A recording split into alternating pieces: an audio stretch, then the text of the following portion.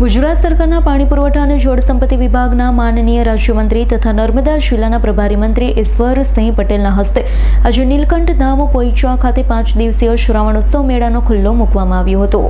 ભારત સરકાર અને ગુજરાત સરકારના સંયુક્ત ઉપક્રમે ગુજરાત લાઇવલીહુડ કંપની લિમિટેડ દ્વારા રાષ્ટ્રીય ગ્રામીણ આજીવિકા મિશન અંતર્ગત કાર્યરત મહિલા સ્વસહાય જૂથોને તેમના ઉત્પાદનો માટે સિંધુ બજાર ઉપલબ્ધ કરાવવા તથા મહિલાઓને આર્થિક રીતે આત્મનિર્ભર બનાવવા વિવિધ મેળાઓનું આયોજન કરવામાં આવે છે। શ્રાવણ માસ દરમિયાન ધાર્મિક સ્થળોએ મોટી સંખ્યામાં શ્રદ્ધાળુઓ અને પ્રવાસીઓ ઉમટતા હોવાથી સખી મંડળોની બહેનો દ્વારા ઉત્પાદિત ચીજવસ્તુઓને વિશાળ બજાર મળી રહે તે હેતુથી નર્મદા જિલ્લાના પોઈચા ખાતે શ્રાવણ મહોત્સવનું આયોજન કરવામાં આવ્યું। તારીખ 26 થી 30 ઓગસ્ટ 2026 દરમિયાન યોજાનારા 5 દિવસીય શ્રાવણ મહોત્સવમાં વિવિધ જિલ્લાઓમાંથી આવેલા મહિલા સ્વસહાય જૂથો દ્વારા ઉત્પાદિત હાથ વણાટની ચીજવસ્તુ, પ્રાકૃતિક કૃષિ પેદાશો, રાખડી અને ઘર સુશોભનની વસ્તુઓ, કટલેરી સહિતની વિવિધ વસ્તુઓના કુલ 15 સ્ટોલ ઊભા કરવામાં આવ્યા છે। ઉદ્ઘાટન બાદ મંત્રી ઈશ્વરસિંહ પટેલ સહિતના મહાનુભાવોએ તમામ સ્ટોલોની મુલાકાત લઈ મિશન મંગલમ હેઠળ સ્વસહાય જૂથો સાથે સંકળાયેલી બહેનો સાથે સંવાદ કર્યો હતો।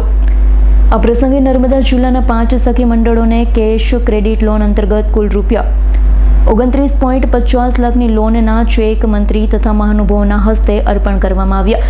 નાણાકીય સહાયથી મહિલા સ્વસહાય જૂથોને પોતાના વ્યવસાયને વધુ વિસ્તૃત કરવામાં તેમજ આવકના નવા સ્ત્રોત ઊભા કરવામાં મદદ મળશે।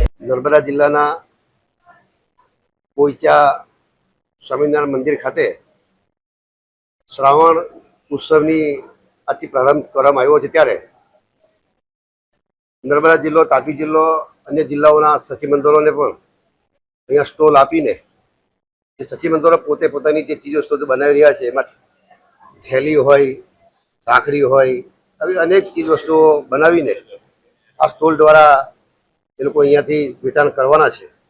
સાથે સાથે 5 જેટલી સખી મંડળોને પણ આજે અહીંયાથી 29,50,000ના ચેક વિતરણ પણ કરવામાં આવ્યું છે। જોઈએ છે કે બહેનો પણ પુરુષ સમૂહની બને એ માટેના રાજ્યના મુખ્યમંત્રી ભૂપેન્દ્ર પટેલ સાહેબ, ડેપ્યુટી મુખ્યમંત્રી શ્રી હર્ષભાઈ દ્વારા એ જગ્યાએ બહેનો પોતે પણ આર્થિક રીતે પગભર થાય એ પ્રયાસ રૂપે આજે અહીંયા 29.5 લાખ રૂપિયાના ચેકો 5 સખી મંડળને આપવામાં આવ્યા છે।